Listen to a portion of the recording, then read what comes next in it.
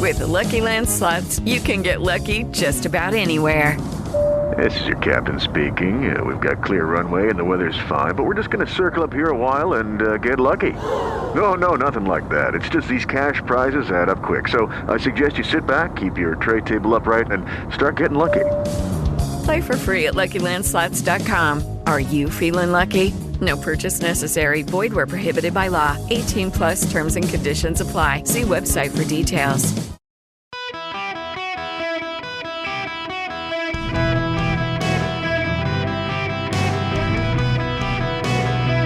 Welcome to the Eric Erickson Show Podcast, Hour 2. Hello there, welcome. It is Eric Erickson here across the nation. The phone number is 877-973-7425. Should you wish to be on the program, I am delighted to have you with me today. As always, you can text Eric, E-R-I-C-K, to 33777. You can thereafter click on the link for the podcast, for the live stream, for the Substack, for all my social media. You know, when I step away at Christmas, I'll still be on Instagram. I'm sure putting up pictures. Got to finish putting up garland and stuff in the house for Christmas. Boy, it's coming up on us, isn't it? So my son turns 14 tomorrow. And then my wife's birthday is coming up in the next week. And then I got to taking Philip to Las Vegas for a hockey game the next week, and then Christmas. How did we suddenly get to December? It's like things just picked up with speed. I had someone, I read a theory a while back that time seems to move faster the older you get, because one day is an extraordinary percentage of a child's life, but one day is a minuscule percentage of a middle-aged person's life. And I guess so. A year in the life of a 5-year-old is 1/5 of their life. A year in the life of a 40-year-old is 1/40 of their life. So time just seems to pick up speed, I guess. I don't know. It boggles my mind. We're suddenly here at Christmas. Thanksgiving was yesterday, and now suddenly we're at Christmas almost. In any event, I got to move on. No time for self-reflection on that point. I got stuff I got to talk to you about because we now have the numbers, and I know you're going to be fascinated by the numbers. I'm fascinated by the numbers. We have the data. Nate Cohen at the New York Times has the data. Sean Trindy at Real Clear Politics has processed the data. Turnout by Republicans was great. That's the headline. Real Clear Politics, the New York Times, the Washington Post, conservative outlets across the board from Fox News to National Review, they've got the data. Turnout by Republicans was great.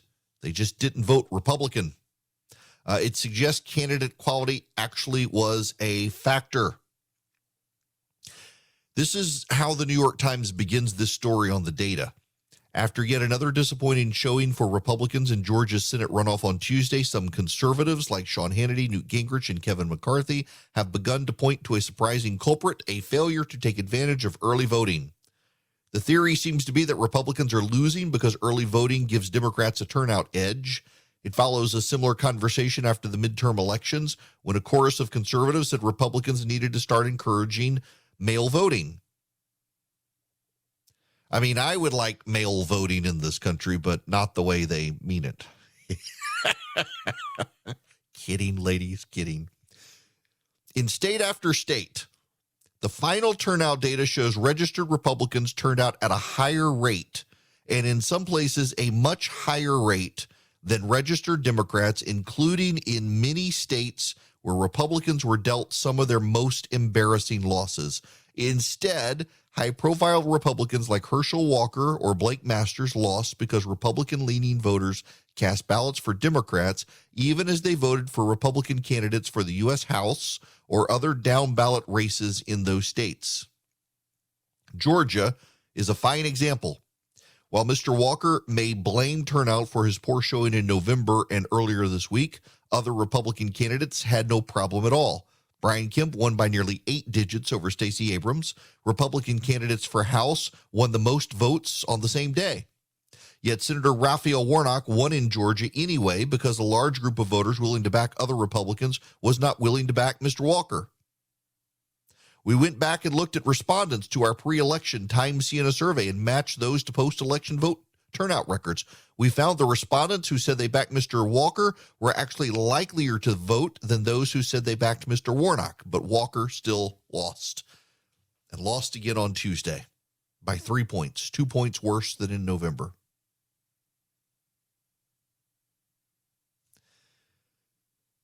Okay, let me break this down for you. We have real-world data now. We are not talking about surveys. We are not talking about polling. We are talking about who actually voted. How do we know who actually voted?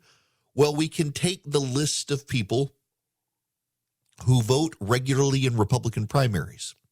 And if you vote regularly in Republican primaries, we can presume you are a Republican. In the same way, if you vote regularly in a Democratic primary, we can presume you are a Democrat. So we can take the voter survey files and see how many of these Republicans who vote in Republican primaries voted in the general election, and how many of the Democrats who vote in Democratic primaries voted in the general election. And guess what? More Republicans voted than Democrats. But those Republicans clearly voted Democrat in some key races. In Maricopa County, Arizona, home to Phoenix and 70% of the state's voters, Republicans turned out 75% compared to 69% of Democrats. Republicans outnumbered Democrats by 9 percentage points. And Blake Masters and Kerry Lake both lost Maricopa County. Here's the thing, for those saying, well, clearly this was voter fraud with all the irregularity problems in Maricopa County. Other Republicans statewide won, including school superintendent. In Clark County, Nevada, 67% of Republicans voted compared with 57% of Democrats. Republicans outnumbered Democrats statewide, yet Catherine Cortez Masto prevailed over Adam Laxalt, who is a good dude. For those of you who say, well, clearly it was stolen and it was voter fraud, Joe Lombardo, the governor there, governor-elect, is a Republican backed by Donald Trump, and he won. In Georgia, Republicans turned out at a higher rate than Democrats, and every statewide Republican won. Republicans got more votes when you add up all the congressional races. More Republicans voted than Democrats. Add up all the state house races, all the Republicans got more. State Senate, same thing. Only Herschel Walker lost. In Pennsylvania, Republicans got more of the total state share of votes cast for Congress than Democrats, and yet lost the governor's race and lost the Senate race. I need you to think about that one, because some of you will say, well, gerrymandering. Well, yes, but it balances out in the end, because you take all the people who voted in all of these areas of the state and add them together for a statewide vote count. And in the statewide vote count, the Democrats got more votes for their gubernatorial nominee and more votes for their Senate nominee, but the Republicans got more votes across the state for the House of Representatives. In North Carolina, Ted Budd won. Ted Budd is a good dude. He's a friend. But he was heavily tied to Donald Trump in North Carolina. And Ted Budd barely won. And Republicans in North Carolina had a massive blowout. I mean, they got a supermajority in their state Senate, came within a seat of one in the House. They took back the state Supreme Court. Republicans in North Carolina ran everywhere except for two of them, Bo Hines and one other whose name escapes me now. Bo Hines was in a Republican district, heavily Republican district, and he lost to a Democrat. And Ted Budd barely won. Candidates. I mean, the common denominator here is candidates. You can say it's Trump, and the left will say it's Trump. And to a degree, it was Donald Trump. Herschel Walker would not have run, but for Donald Trump. Bo Hines ran an entirely Trump race. Blake Masters was just not a good candidate in Arizona. Outside focus groups said he performed worse in focus groups than almost any candidate who ran, and in some surveys polled or surveyed worse than anyone ever. Herschel Walker did not poll well with Republicans in Georgia. Dr. Oz did not poll well with Republicans in Pennsylvania. What we suspected turns out to be right. Now, this is really important. You got to understand this, please. Pay attention to me. Some of you, those of you who are mad at me, listen to this. You've got to test your presumptions. And my presumptions had been after this election, I thought it was going to be a blowout for the Republicans, a banner year for the GOP. Everything suggested it should have been a banner year for the GOP. And when you looked at the turnout, the early vote turnout, when you looked at the day of turnout, who was turning out, Republicans clearly were voting at a higher proportion than Democrats in a lot of key states, which should have been a blowout for the GOP. But now we know those Republican voters voted Democrat or skipped the line in those races. So yes, the caliber of the candidate totally mattered. When you have key Republican voters, you can say they're moderates, you can say they're squishes, you can say they're rhinos. They regularly vote in Republican primaries and they couldn't vote for their Republican candidate. That is not a problem for them. It's a problem that the party in the primary did not put up a candidate who could unite the whole party. This is a problem for the GOP moving forward, as well as some Republicans may choose to opt out, stay home, or vote Democrat in 2024. The candidate actually matters. The point of the primary process is to find a candidate who can build enough ground within the party to become the nominee of the party and hold that party in the general election. One of the things that happened here is that Donald Trump came out so aggressively endorsing certain candidates, it pushed them across the finish line in many cases, because Trump fans who waited for Donald Trump to tell him who he thought was good turned out in droves, helped that person, and that person alienated the rest of the party. And the best two examples of that nationwide are Herschel Walker in Georgia and Mehmet Oz in Pennsylvania. Mehmet Oz won by 0.1%. There is not a person in America who disputes the fact that he won because Donald Trump endorsed him, and he barely won even with Trump's endorsement. But he was the worst possible candidate to run against a man who can't put two sentences together due to a stroke. The voters of Pennsylvania, including a number of Republicans, voted for John Fetterman instead of Mehmet Oz. That's a damning indictment on Mehmet Oz as a candidate.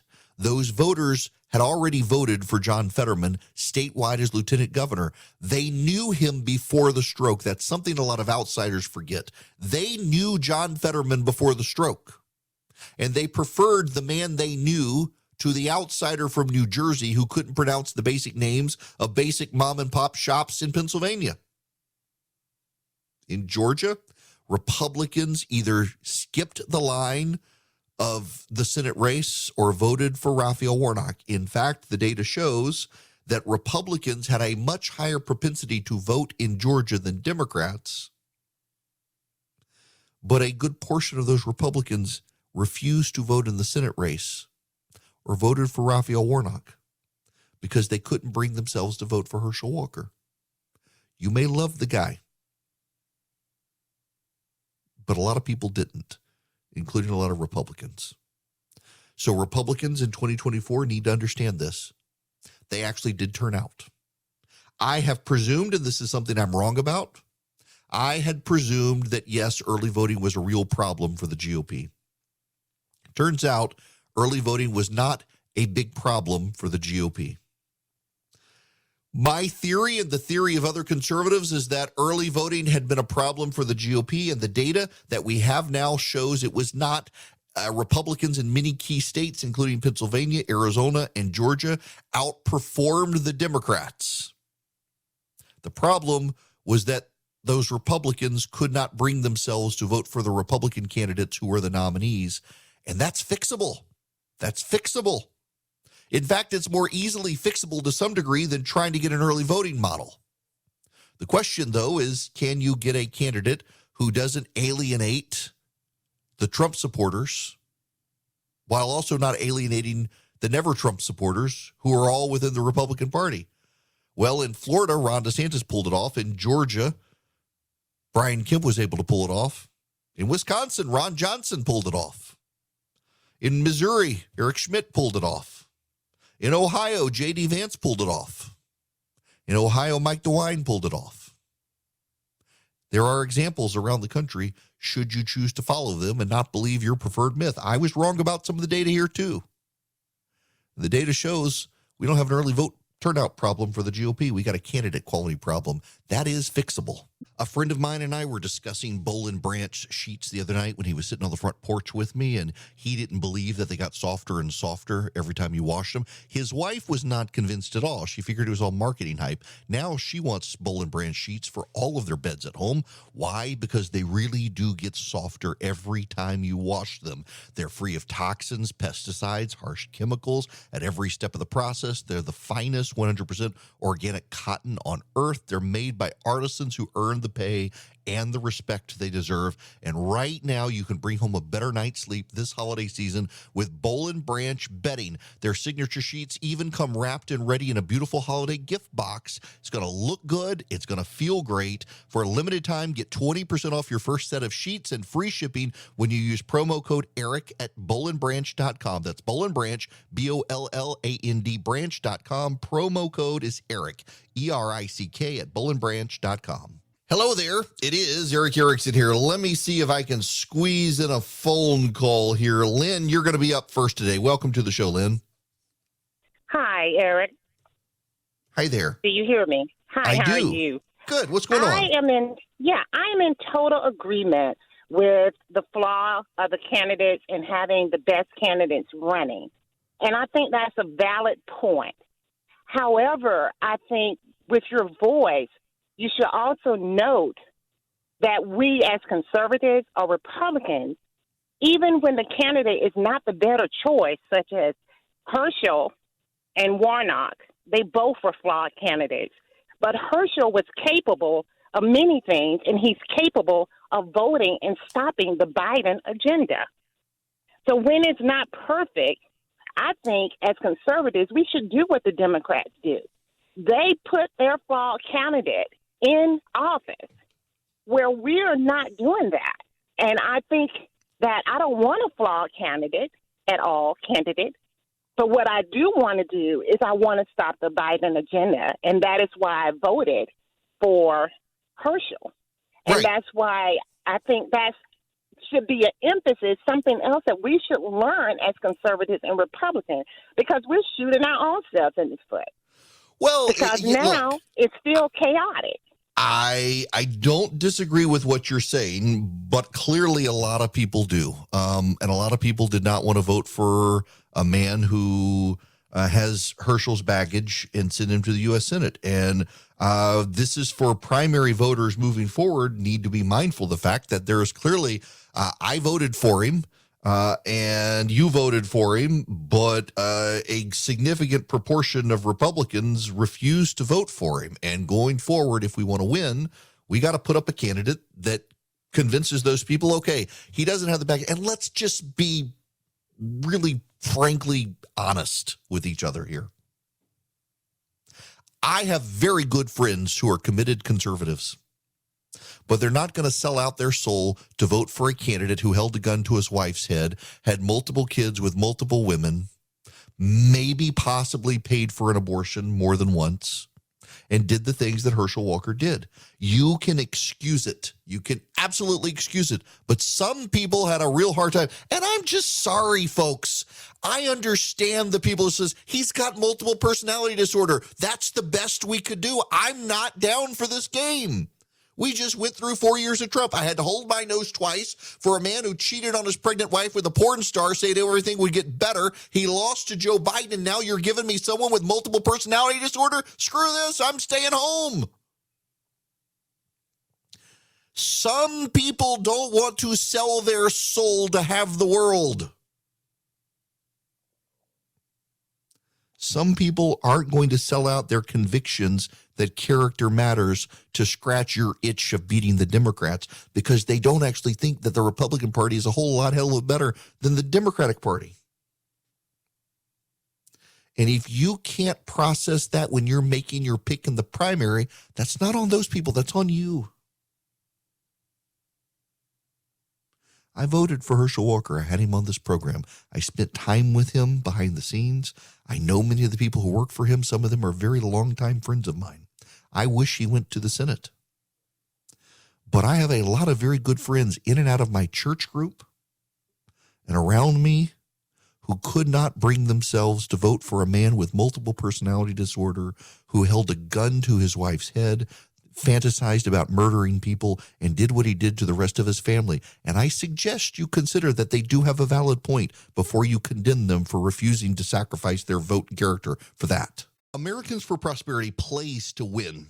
That matters a lot to me. I know a lot of DC-based organizations that just want to pass paper around to other Beltway insiders or claim they speak for everyday Americans without ever having to leave Washington, D.C. Americans for Prosperity is different. They're not a think tank. They're grassroots do tank. Americans for Prosperity is a one-of-a-kind, freedom-oriented, limited government advocacy and accountability organization that actually takes action to expand opportunity for all Americans and defend your freedom of speech. They're doing great work at all levels of government. What's their secret? Well, they don't really rely on Washington. They built a network of concerned citizens who are stepping up for freedom in communities all around the country. If you want to learn more, if you want to find out how to get involved with Americans for Prosperity with a chapter near you, and I assure you, they have a chapter near you, check them out at americansforprosperity.org/Eric. That's americansforprosperity.org/ERICK. So, look, I got to say something about that. My call. If Lynn, I sure hope you're still listening, Lynn. Some people thought I was yelling at you, and I wasn't, because I agree with you. I'm just trying to make the point for everybody else, and I hope you didn't think I was lecturing you, because I wasn't. I'm just trying to point out that we, as a party, have a problem. I might as well put this out there for Philip to get up so people can really be mad at me. I know this is a contentious matter for some people, but we as a Republican Party have a problem because we told people that you've got to hold your nose and vote for this guy with character you don't like because he's like Cyrus and leading us back to the promised land, or what have you, that Donald Trump may not be one of us, but he will fight for us. You got to suck it up and vote for a guy whose character you don't care for a better tomorrow. And then he lost. Tomorrow did not get better. And now you're saying, well, okay, now you've got to hold your nose and vote for the guy with multiple personality disorder who held a gun to his wife's head. Or now you've got to vote for this person who with the character problems, and you just got to keep doing this. And there are a lot of people who are going to say, I'm sorry, I did it twice. I'm not going to keep debasing myself to vote for people I don't care for to improve a tomorrow that still isn't improving. You got to find better candidates who don't have that sort of baggage. It was obvious from the get-go that this would be a problem. I said as much the moment his name was floated as a candidate that Walker would have this problem, and he did. And it can't be the problem of the people who refused to vote for him when it was the most easily foreseeable problem in the world before he even became a candidate. I just need to set the record straight on that. You can't keep telling people they got to vote for worse and worse people to improve their tomorrow, because at some point people will realize it ain't getting any better. Now, I got to move on to actually really important stuff. But I wanted to clarify that because I really didn't want her to think I was yelling at her, as some of you thought I was, and I wasn't. Totally agreed with her. Now, all right. If you listen on the live stream or you listen outside of Atlanta, you will hear me do an ad, and it's not a paid for ad. I'm just giving up the inventory because there's a group that I care about and a cause that I care about, a friend that I care about who runs it. Help the Persecuted. Help the Persecuted reaches out around the world and helps persecuted people of faith, particularly Christians in the Middle East and Southeast Asia. One of the coolest stories I've heard is they helped save the life of a man who was a direct descendant of the Prophet Muhammad. He converted to Christianity, and his family decided he must be killed for doing so. And Help the Persecuted was able to help rescue him from death.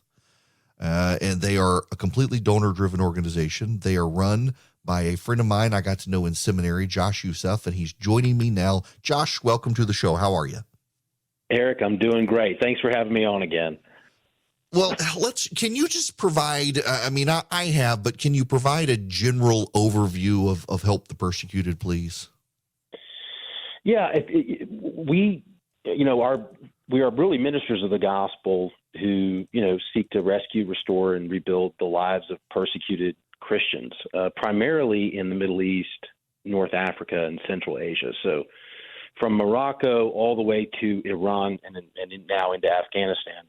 That's kind of our purview, but about 65% of the cases that we fund and support, help, and aid are actually from a Muslim background, like the gentleman you described from Iraq, actually. Him and his cousin were both claimed to be, and their heritage goes back to the Prophet Muhammad. When they came to faith in Christ, their family actually imprisoned them in their own homes, and it was one of the sisters that snuck them out. They gave them the key to let them out of their room, and we were able to get them out of Iraq and ultimately get them to a safer country, a country that's in the Middle East, but a little more free, and one that's been a real safe haven for a lot of our people that we rescue. Now, I know you do a lot of work in the Middle East, and there are more and more stories now out of the Middle East about, the rising food prices and stuff there. They're so dependent on grain from Ukraine that they're now not getting because of the war there, and prices are going up, massive levels of instability there. You've got a lot of people, converts there, even in places like Lebanon, where they may be a little more free to live their faith, but people are really struggling over there. And I know you guys have an interest in helping this winter with the food crisis that's growing over there. Yeah, look, Lebanon is a fallback country for us. And so many, whether it be Iraq or Syria or Egypt or wherever, whenever we have a convert case, we oftentimes fall back to Lebanon. A lot of people don't realize there are a lot of Christians in Lebanon, and the actual power share agreement in Lebanon allows for a Christian prime minister to serve alongside a Muslim president. So there's this power share agreement, but what's happened is since the Beirut bombing, the port bombing, the COVID, and a series of other government corruption, they're at 40% unemployment. The currency is devalued 26 times. You've got rolling blackouts where you might have 1 to 2 hours of power a day. It is devastation like I've never seen in that part of the world. And you've got, if somebody was making $1,000 a month salary, they're now making $50 a month, and they're having to choose between heating their home and eating. And so our team said, look, let's build a farm. So we built a farm with like 13 polytunnels, greenhouses, and we produce 39 truckloads of veg a month. And then that goes, and that's all year round. And so we distribute that throughout the communities, particularly those that are most at risk, those that have fled, persecution from other neighboring countries. But just really proud of our team. They've done a great job. Now, let's step back now, because I know you're over there, and I want to talk more about the geopolitical situation as well. But how did you get inspired to come up with an organization like this that really does? I mean, having grown up in the Middle East, I know you're going into harm's way, essentially, into some of these countries to try to help Christians. My father, his story is one of fleeing persecution from Egypt, and it was people who helped him in Lebanon to ultimately get to Australia. So my family is the benefit of Christians coming alongside and aiding persecuted refugees. So that's probably at my core what drives me. But really, a lot of it was when my father and I did a lot of media work in the Middle East, and the staff, the team, the core team of people that I brought together from North Africa all the way through Central Asia, they were saying things like, look, these people who have left their faith, left Islam for Jesus, are suffering immensely. They've lost their job, they've lost their families, they've lost their inheritance.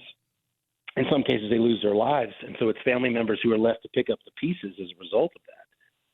But I felt really called to come alongside these people, really at their point of need and weakness, to try to help grow the church in that part of the world. Now, in that part of the world, in addition to the instability we've seen in Iraq, and now you've still got the situation in Syria and the war going on there, Yemen, I mean, when I was a kid, you had North and South Yemen. They combined, they've become deeply unstable in the middle of a civil war there. And it's also, you've got a concentration of Christians there on the southern end of the Arabian Peninsula who seem to almost be abandoned by the West these days. They seem to be forgotten to some degree with all the other geopolitical instability in the Middle East. You know, the United Nations is saying that both Syria and Yemen as a crisis is not just the worst crisis that we're seeing today, but possibly the worst crises in the history of the world. There is mass starvation. There is intense, racism, issues between the two races, and then you've got persecution of minorities. And the great story is one of our team members who had to flee his country is now going to serve in Yemen, where he's not known and his background is not known, and he's going to go serve the church in Yemen.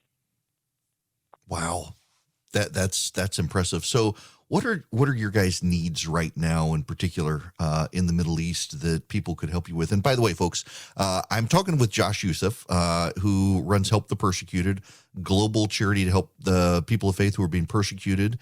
You can donate if you text the word donate to 33777. I'll send you back the link, or htp.org/Eric also works, but text donate to 33777. Josh, people donating to Help the Persecuted, how does it actually help you guys? What's the money go to? Well, our biggest projects these next few months is winter relief. So in Lebanon, we have projects in Lebanon, as I mentioned, the farm, as well as other hot meal distributions that we do to at-risk communities, particularly Christian minorities. And then in Syria, we're also doing a project in Aleppo. I mean, they're in the second decade of the civil war, or the fallout from the civil war. And many of these kids, some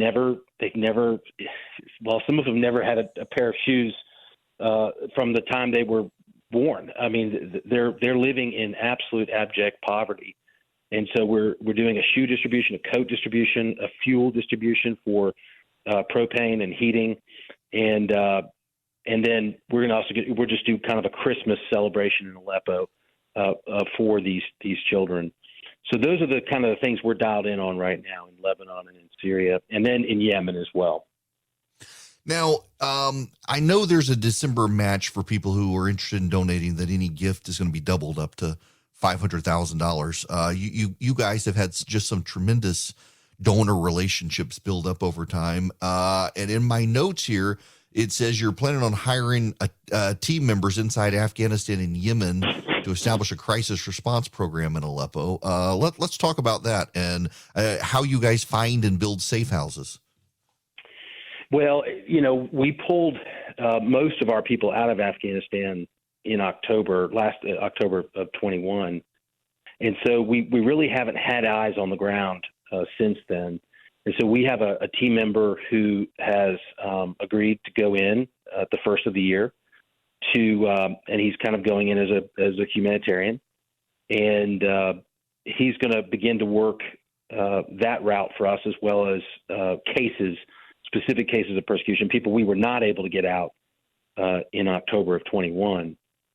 And then in Aleppo, we've got two really great team members in Syria who are going to administer that Christmas distribution as well. So, I tell people, I work with some of the most courageous people in the world. I mean, they put their lives on the line for the Lord and for their people every day. And, the fact that one of my Middle Eastern colleagues is willing to go to Yemen to serve, even after he himself experienced just immense persecution, nobody would fault him if he said, "Hey, I want to sit this one out." But he said, "No, I'm going in. I'm going to go help." Good for him. Look, I'm out of time here. I know I'm going to get you back on tomorrow because we've still got a lot more to talk about Central and Southeast Asia and the like. You guys are it's great to see you growing and spreading around the world.